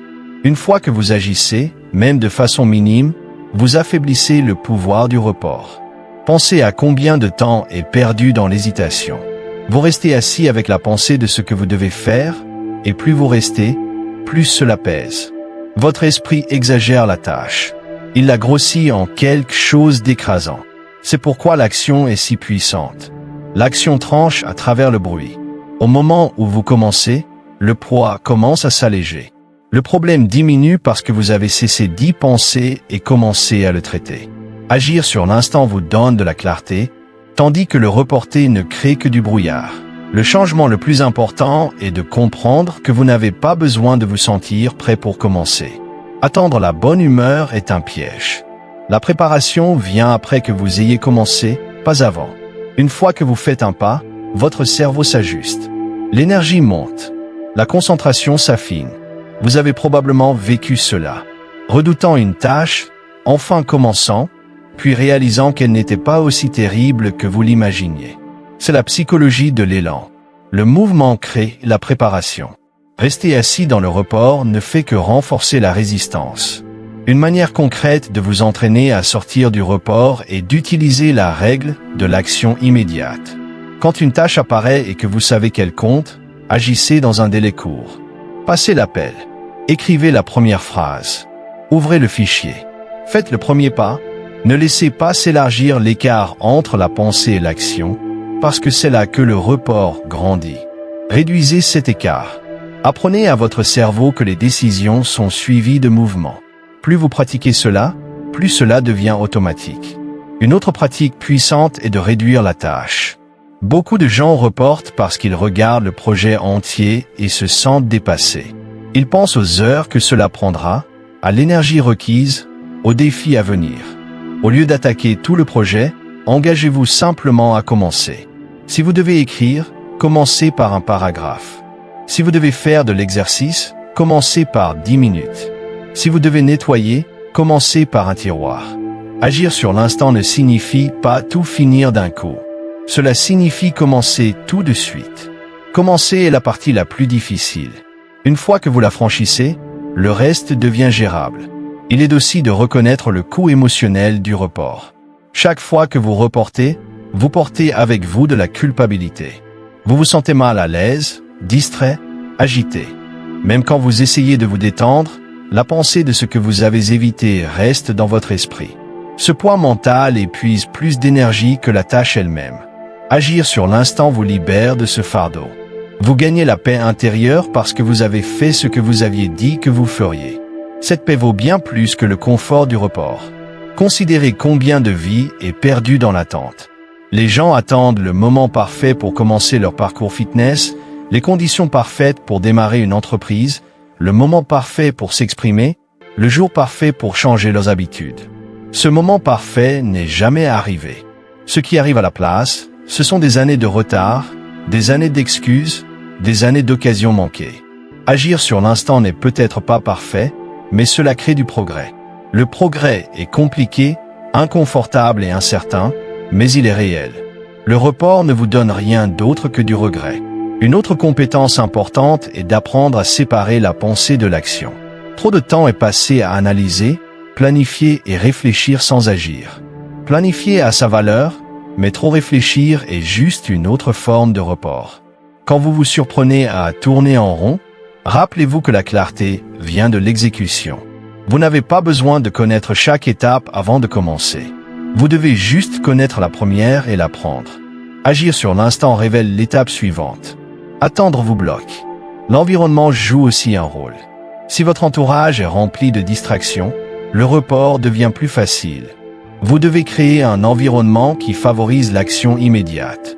Mettez votre téléphone hors de portée quand vous devez travailler. Gardez votre espace de travail dégagé. Éliminez les tentations qui alimentent la procrastination. Moins il y a de friction entre vous et votre tâche, plus il est facile d'agir. Concevez votre environnement pour que l'action devienne naturelle et que le report devienne inconfortable. La responsabilité aide aussi à briser le cycle. Quand vous gardez vos engagements privés, il est plus facile de les remettre à plus tard parce que personne ne le voit. Mais quand vous dites votre plan à quelqu'un ou l'écrivez dans un endroit visible, la pression pour aller jusqu'au bout augmente. Vous avez créé une norme en dehors de votre humeur. Cela signifie utiliser la responsabilité comme un outil pour renforcer l'action sur l'instant. La raison profonde pour laquelle les gens procrastinent est souvent la peur. Peur de l'échec, peur du rejet, peur de l'inconfort. Le report est la manière dont l'esprit cherche à vous protéger de ce qu'il perçoit comme une menace. Mais éviter la peur ne fait que la renforcer. Plus vous attendez, plus elle fait peur. Le remède, c'est l'exposition. Agir sur le moment vous force à affronter la peur directement. Chaque fois que vous le faites, la peur diminue avec le temps. Ce qui semblait terrifiant devient normal. C'est ainsi que le courage se construit. Pas en attendant d'être sans peur, mais en agissant alors que la peur est encore présente. Pour construire cette habitude, vous devez redéfinir votre manière de vous voir. Arrêtez de vous traiter de procrastinateur. Cessez de vous identifier au report. Construisez plutôt l'identité de quelqu'un qui agit rapidement. Chaque fois que vous prenez une action immédiate, renforcez cette identité. Dites-vous, j'agis maintenant. Je n'attends pas. Avec le temps, cela devient votre norme. Vous ne voyez plus l'action immédiate comme inhabituelle. Elle devient qui vous êtes. Imaginez la vie qui s'ouvre quand vous vivez ainsi. Les tâches ne s'accumulent plus de jour en jour. Les opportunités sont saisies au lieu d'être manquées. Les objectifs avancent parce que l'action est constante. Votre confiance grandit parce que vous pouvez vous faire confiance pour aller jusqu'au bout. Le stress diminue car vous ne vivez plus sous le poids des affaires inachevées. Agir sur le moment ne change pas seulement votre productivité. Cela modifie la façon dont vous vous sentez par rapport à vous-même. Briser le cycle du report est l'un des changements les plus libérateurs que vous puissiez faire. Cela vous donne de l'élan, de la clarté et de la liberté. Cela vous sort de l'hésitation et vous met en action. Et la vérité est que la seule différence entre ceux qui réussissent et ceux qui stagnent, c'est que les premiers agissent alors que les autres attendent. Ils entendent les mêmes doutes, ressentent la même résistance, mais choisissent d'agir maintenant. Cette seule habitude sépare le progrès de la stagnation. Alors, la prochaine fois que vous vous surprenez à dire « je le ferai plus tard », arrêtez-vous. Reconnaissez cela comme le début du cycle et ne le laissez pas se répéter. Agissez sur le moment. Même un petit pas suffit pour briser le schéma. Envoyez le message. Écrivez la première ligne. Faites la première action. Chaque fois que vous le faites, vous affaiblissez le report et renforcez la discipline. Avec la répétition, agir immédiatement devient naturel. Et l'habitude de remettre disparaît. Votre vie ne changera pas un jour, elle change au moment où vous agissez. Au moment où vous cessez d'attendre et commencez à faire.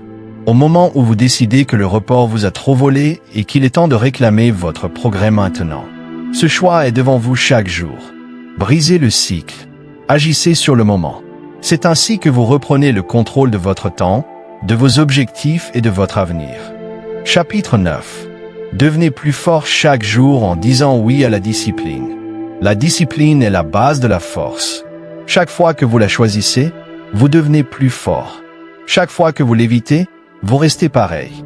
La vie vous place constamment à des carrefours où vous pouvez dire oui à la discipline ou oui au confort. Le choix que vous faites dans ces petits moments quotidiens façonne toute la direction de votre vie. Quand vous vous levez et décidez de bouger au lieu d'appuyer sur le réveil, c'est de la discipline. Quand vous finissez votre travail avant de vous détendre, c'est de la discipline. Quand vous tenez un engagement que vous vous êtes fait malgré l'inconfort, c'est de la discipline. Et chacun de ces choix vous endurcit d'une manière que vous ne voyez pas sur le moment, mais que vous ressentez profondément avec le temps. La discipline est souvent mal comprise. Les gens pensent que c'est punition ou restriction, mais c'est le contraire. La discipline est la voie vers la liberté. C'est l'outil qui vous permet de vivre avec respect de soi. Sans discipline, vous devenez l'esclave de vos impulsions. Vous mangez quand vous ne devriez pas. Vous abandonnez quand c'est dur. Vous remettez à plus tard ce que vous savez important. Et vous vous faites contrôler par la faiblesse au lieu de la force. Avec la discipline, vous devenez libre parce que vous pouvez vous faire confiance.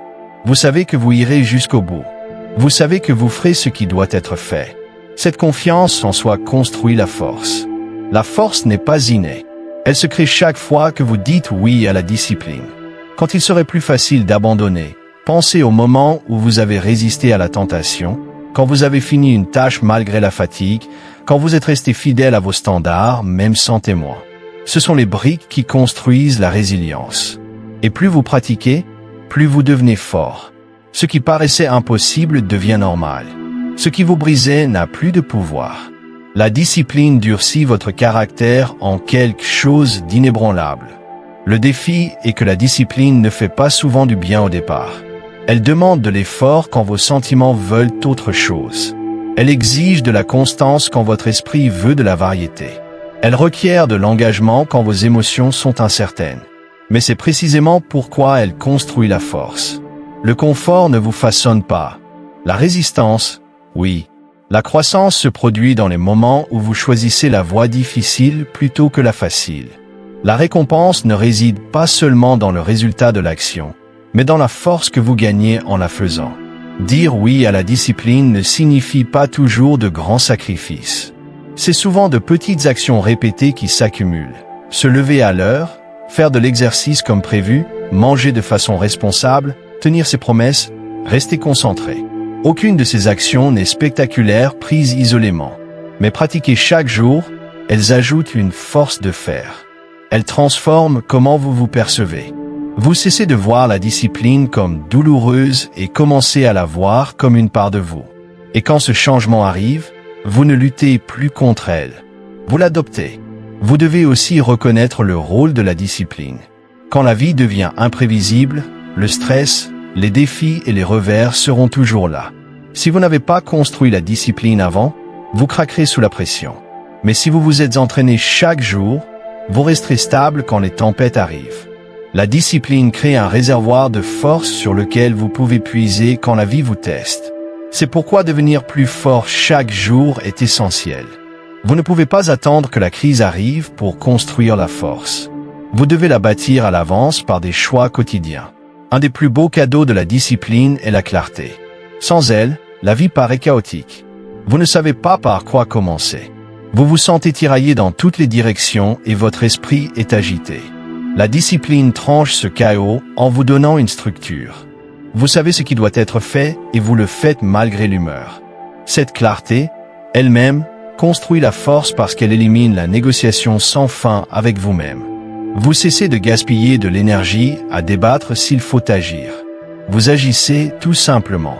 Et cette détermination vous renforce chaque jour.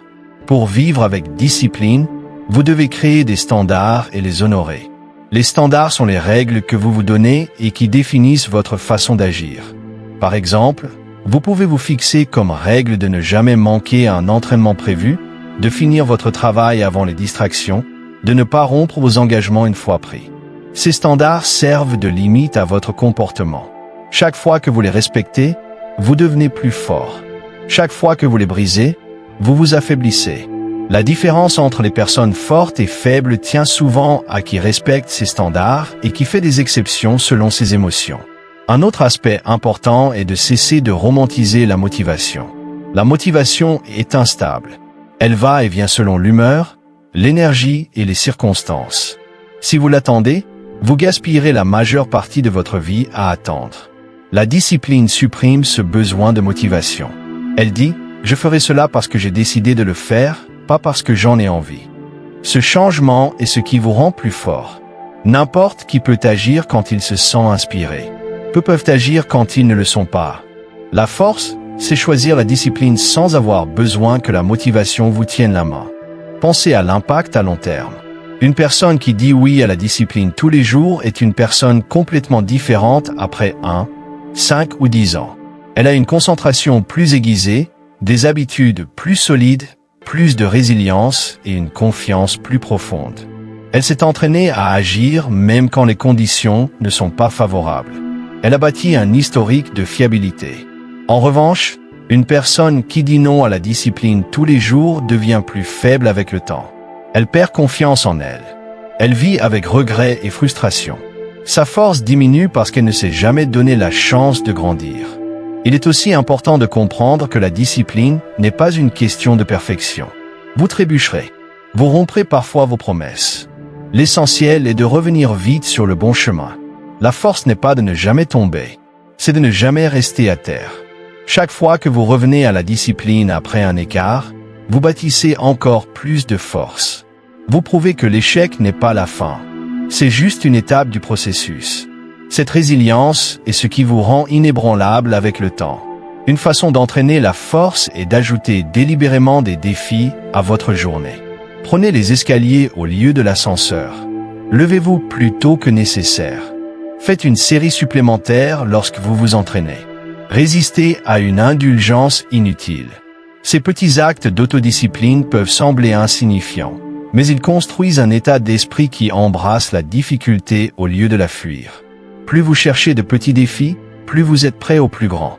Vous apprenez à votre cerveau que la croissance vient de l'effort, pas de la fuite. Autre moyen, suivre vos progrès. Notez chaque fois que vous dites oui à la discipline. Construisez un registre de vos victoires.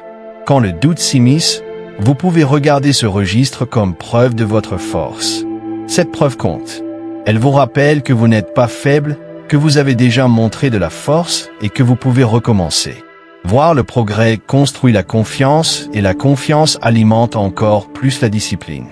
La pratique quotidienne de la discipline renforce aussi votre capacité à résister aux pressions extérieures. Le monde vous tente constamment avec des distractions, des solutions rapides, des raccourcis. Sans discipline, vous êtes vulnérable à tout cela. Avec la discipline, vous dites non facilement parce que vous êtes déjà engagé envers quelque chose de grand. Vous devenez plus fort non seulement contre vos propres impulsions, mais aussi contre les pressions du monde autour de vous. Cette force vous fait ressortir. Elle vous rend fiable dans une société où la plupart des gens abandonnent tôt. Imaginez la fierté de vous regarder dans le miroir en sachant que vous pouvez faire confiance à vos décisions. Cette fierté ne se construit pas sur des jours faciles. Elle vient des jours disciplinés. Des matins où vous n'aviez pas envie de vous lever, mais vous l'avez fait. Des tâches que vous ne vouliez pas finir, mais que vous avez achevées. Des tentations que vous ne vouliez pas résister, mais que vous avez surmontées. Chacune de ces victoires est invisible pour le monde, mais puissante pour vous. Elle façonne votre posture. Elle façonne votre façon de parler, de travailler, de diriger. C'est le cadeau de la discipline. Alors quand la vie vous donne le choix, et elle le fait toujours, choisissez la discipline. Choisissez-la dans les petites choses, car elles construisent les grandes. Choisissez-la quand c'est inconfortable, car c'est là qu'elle compte le plus.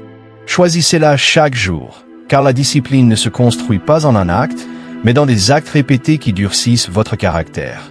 Chaque oui à la discipline vous rend plus fort. Chaque oui à la discipline vous rend plus fiable. Chaque oui à la discipline vous rapproche de la vie que vous souhaitez. Il n'y a pas de raccourci vers la force. Il n'y a pas de voie facile pour devenir la personne que vous rêvez d'être. Cela se fait dans l'effort quotidien de la discipline. Cela se fait en disant oui. Quand la paresse dit non, cela se fait en tenant ses engagements. Quand le confort vous tente d'abandonner, ce processus peut être difficile, mais il est aussi libérateur, car une fois que vous vous êtes entraîné ainsi, vous savez qu'importe ce que la vie vous réserve, vous pouvez le gérer. Vous devenez plus fort jour après jour, choix après choix. C'est ainsi que les gens changent leur vie. Pas avec une décision dramatique, mais avec 1000 petits. Chacun est un oui à la discipline. Chacun est un pas vers la force. Et si vous continuez à dire oui, vous ne construirez pas seulement la discipline.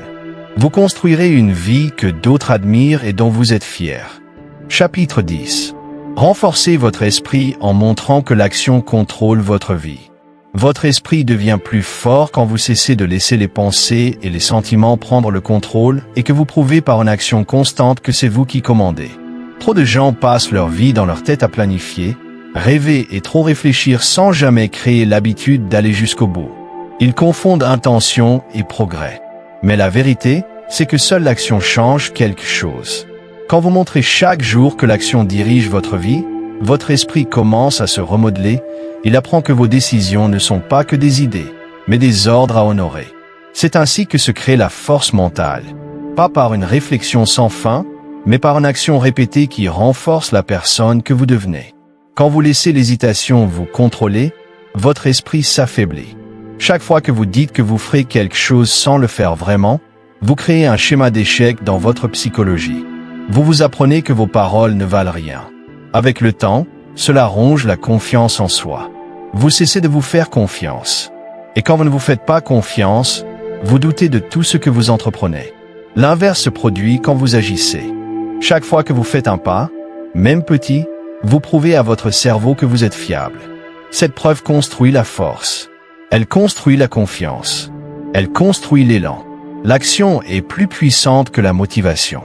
Attendre d'avoir le bon état d'esprit avant d'agir est un piège qui vous maintient bloqué. Votre cerveau trouvera toujours des raisons de reporter. Si vous voulez renforcer votre esprit, vous devez inverser la donne. Agissez d'abord. Laissez vos sentiments vous rattraper plus tard. Une fois que vous commencez, la résistance diminue. Une fois que vous bougez, l'énergie monte. Une fois que vous vous engagez, la clarté arrive. L'essentiel est d'arrêter de vous demander si vous êtes prêt et de commencer à prouver par l'action que la préparation n'a pas d'importance. Plus votre esprit devient fort, moins vous dépendez de votre humeur et plus vous dépendez de la discipline. Pour bâtir cette force, vous devez vous entraîner par de petites actions concrètes. Faites les choses que vous vous promettez, de façon petite et concrète. Faites-les immédiatement, peu importe leur apparente insignifiance. Si vous dites que vous vous lèverez à 6 heures, levez-vous à 6 heures sans négociation. Si vous dites que vous travaillerez 1 heure, asseyez-vous et commencez à l'heure. Si vous dites que vous lirez 10 pages, prenez le livre et tournez les pages. Chacun de ces moments peut sembler mineur, mais ce n'est pas le cas. Ce sont des dépôts sur le compte de la confiance en soi. C'est ainsi que votre cerveau apprend que c'est l'action qui définit votre vie, pas les excuses. La raison pour laquelle cela fonctionne, c'est que votre esprit cherche toujours des preuves. Il se demande constamment, puis-je compter sur moi? Quand vous agissez, vous répondez oui. Quand vous hésitez, vous répondez non. Plus vous donnez de oui, plus votre esprit devient fort. Vous ne perdez plus de temps à douter. Vous savez que vous pouvez gérer les défis parce que vous avez construit la preuve, action après action. C'est ainsi que des gens ordinaires créent une force extraordinaire, non pas en attendant le courage, mais en prouvant par répétition qu'ils sont capables. Pensez à combien de problèmes sont aggravés par le report. Une tâche laissée inachevée devient plus lourde plus elle attend. Une conversation évitée devient plus gênante avec le temps. Une responsabilité ignorée crée un stress qui s'accumule jusqu'à vous submerger. L'action est le remède. Dès que vous faites face à la tâche, que vous avez la conversation ou acceptez la responsabilité, la pression commence à s'alléger. Votre esprit apprend que les problèmes ne se résolvent pas dans votre tête, mais par le mouvement. Cette leçon construit la résilience parce que vous cessez de craindre les défis. Vous savez que quoi qu'il arrive, vous agirez. Un autre avantage de choisir l'action est qu'elle casse le cycle de la suranalyse. L'esprit humain a tendance à se raconter des histoires, à exagérer, à créer des peurs inutiles. Plus vous restez assis à penser, plus ces histoires deviennent embrouillées. L'action les tranche. Quand vous faites le pas, les obstacles imaginaires disparaissent souvent. Vous réalisez que la tâche n'était pas aussi grande que vous le pensiez. La peur n'était pas aussi réelle qu'elle en avait l'air. Le travail n'était pas aussi impossible que votre esprit l'affirmait. La force se construit chaque fois que vous faites taire le bruit de la suranalyse par la clarté du faire. Pour renforcer encore plus votre esprit, vous devez cesser de donner du pouvoir aux excuses. Les excuses apparaîtront toujours déguisées en langage convaincant. Elles vous diront que ce n'est pas le bon jour, que vous êtes trop fatigué, que vous serez plus concentré demain. Si vous les suivez, vous affaiblissez votre muscle mental. Mais si vous les rejetez et agissez quand même, vous prouvez que c'est vous qui commandez. Ce moment de défi est celui où la croissance se produit.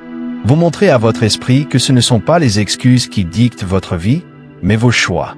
Il est aussi essentiel de mesurer le progrès, non pas par ce que vous avez pensé faire, mais par ce que vous avez réellement fait.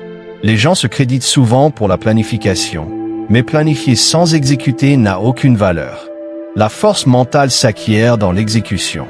À la fin de chaque journée, demandez-vous, quelles actions ai-je faites, pas à quoi ai-je pensé? Ce simple changement de mesure reprogramme votre cerveau à valoriser les résultats plutôt que les intentions.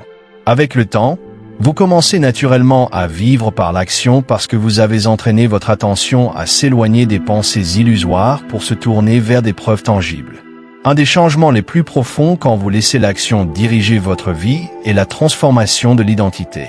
Au début, vous vous voyez comme incohérent, faible ou démotivé. Mais chaque fois que vous agissez, vous écartez cette ancienne identité. Vous la remplacez par une nouvelle, disciplinée, fiable, fort. L'identité ne change pas par le souhait. Elle change par la preuve. Et la preuve vient de l'action. Plus vous agissez, plus vite l'ancienne version de vous s'estompe et la nouvelle émerge. Pour maintenir cette pratique vivante, créez des rituels quotidiens qui exigent l'action. Commencez votre journée par une tâche significative accomplie immédiatement. Cela peut être de l'exercice, du journalisme ou du travail concentré. Finir quelque chose tôt dans la journée donne le ton. Cela dit à votre esprit que c'est l'action qui contrôle le rythme de votre vie, pas l'hésitation. Puis, au fil de la journée, continuez à accumuler les actions. N'attendez pas l'inspiration. Agissez, puis agissez encore. Construisez un rythme. Ce rythme conditionne votre cerveau à associer l'action au progrès et l'attente à la stagnation. Une autre façon puissante de renforcer votre esprit est d'embrasser délibérément les tâches que vous résistez à faire. Plus vous évitez quelque chose, plus cette chose prend de pouvoir sur vous. En agissant sur ce que vous résistez le plus, vous reprenez ce pouvoir. Si vous redoutez de passer un appel, faites-le en premier. Si vous résistez à faire de l'exercice, mettez vos chaussures et commencez à bouger. Si vous repoussez un projet, ouvrez-le maintenant et avancez. Chaque fois que vous faites cela, votre esprit apprend que la résistance n'est pas un panneau stop, c'est juste un signal qu'il faut agir. Avec le temps, cette habitude vous rend incassable parce que rien ne peut vous contrôler longtemps. Il est aussi important de voir comment l'action affecte l'émotion. Beaucoup attendent de se sentir mieux avant d'agir. Mais souvent, les émotions changent après le mouvement. Pensez à comment vous vous sentez après avoir fini quelque chose d'important. Vous vous sentez plus léger, fier, énergisé. Ce changement se produit parce que l'action modifie votre état émotionnel. En prenant le contrôle de votre comportement, vous contrôlez indirectement vos émotions. C'est ainsi que vous cessez d'être victime de vos sentiments et commencez à en être le créateur. La récompense à long terme de vivre ainsi est la paix intérieure. Quand vous agissez constamment, vous ne portez pas la culpabilité des tâches inachevées. Vous ne vivez pas sous le poids des promesses non tenues. Vous terminez vos journées avec satisfaction au lieu de regret. Cette paix renforce encore votre esprit car elle enlève la fatigue mentale de la déception personnelle constante. Elle crée un cercle vertueux où l'action nourrit la force et la force nourrit l'action. Bien sûr, construire cette habitude n'est pas facile. Vous ferez face à la résistance, aux revers et aux échecs. Mais chaque fois que vous revenez à l'action après un écart, vous devenez plus fort. La capacité à redémarrer rapidement fait partie de la force mentale. Elle montre à votre esprit que les erreurs ne vous définissent pas. C'est votre retour à l'action qui le fait. Cette résilience est ce qui sépare ceux qui continuent de grandir de ceux qui abandonnent. Imaginez-vous dans un an avec ce standard. Au lieu d'hésiter, vous agissez. Au lieu d'attendre, vous commencez. Au lieu de douter, vous faites. Votre vie est complètement différente car le fossé entre décision et action s'est refermé. Vous ne gaspillez plus d'énergie dans le cycle du report et du regret. Vous vivez par la preuve. Vous vous faites confiance parce que vous vous êtes prouvé, par des milliers d'actions, que vous contrôlez votre vie. Ce genre de force mentale est rare et crée des vies extraordinaires. L'action n'est pas glamour. Elle est souvent simple, discrète et invisible aux autres. Mais c'est l'outil le plus puissant que vous ayez pour renforcer votre esprit. Chaque choix d'agir, aussi petit soit-il, est une séance d'entraînement. Chaque pas construit le muscle de la discipline. Chaque moment où vous montrez que c'est l'action qui décide de votre vie est une victoire qui façonne votre avenir. Et si vous continuez à pratiquer cela jour après jour, votre esprit deviendra inébranlable. Alors cessez d'attendre la clarté, la motivation, le plan parfait. Aucun de ces éléments ne construit la force. La force se bâtit au moment où vous décidez et agissez. C'est ainsi que vous prouvez à vous-même que c'est l'action qui contrôle votre vie. C'est ainsi que vous vous libérez de l'hésitation. C'est ainsi que vous créez un esprit fort, fiable, capable de vous porter vers la vie que vous souhaitez.